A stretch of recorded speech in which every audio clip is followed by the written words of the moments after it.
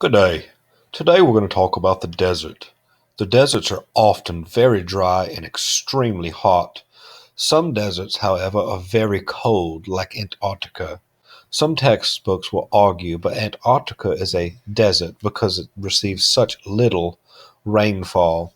You'll notice that there is little or no plant life in a desert, and they have long periods without rain or extreme temperatures.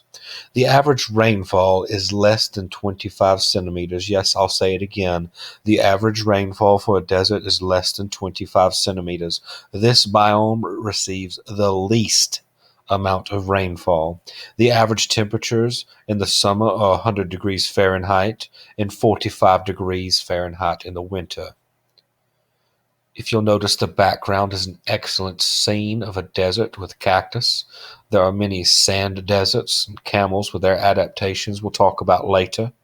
And then here's Antarctica with the penguins. You'll notice, again, there's very little to no plant life, long periods without precipitation or rain.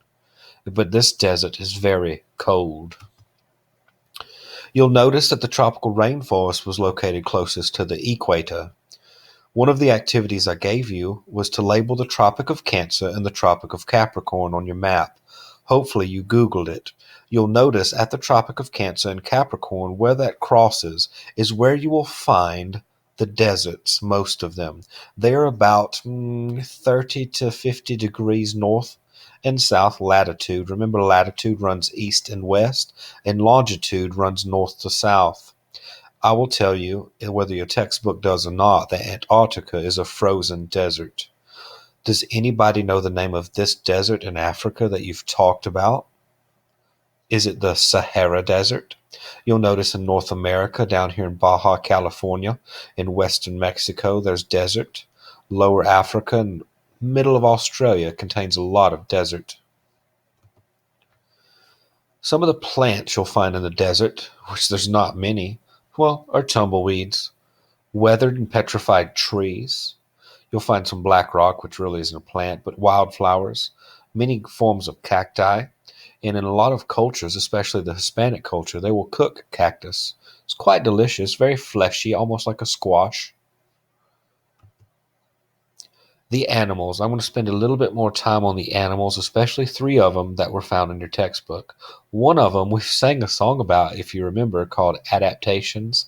It was the camel song, in which a lot of you thought that the camel's hump was filled with water, when in fact the camel's hump is filled with fat.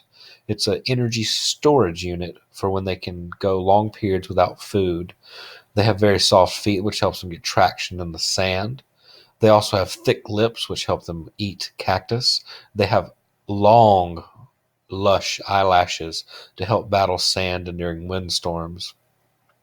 If you look over here at the spade-footed toad, these spade-footed toads will burrow themselves in the sand during the day and only come out at night.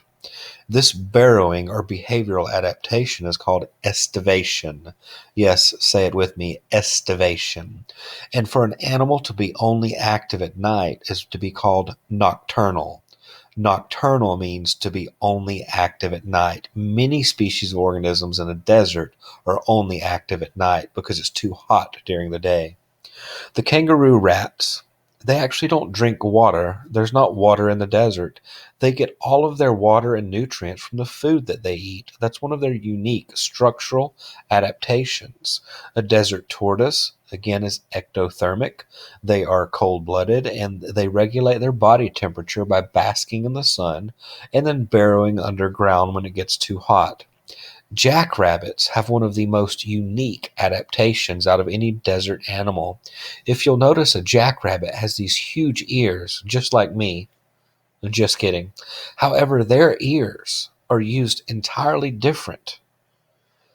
They do not sweat like we do, so in order to maintain homeostasis and not get too hot or overheated, they'll release body heat through the blood veins that run through their ears. Yes, you heard me. They release body heat through their ears. Very cool.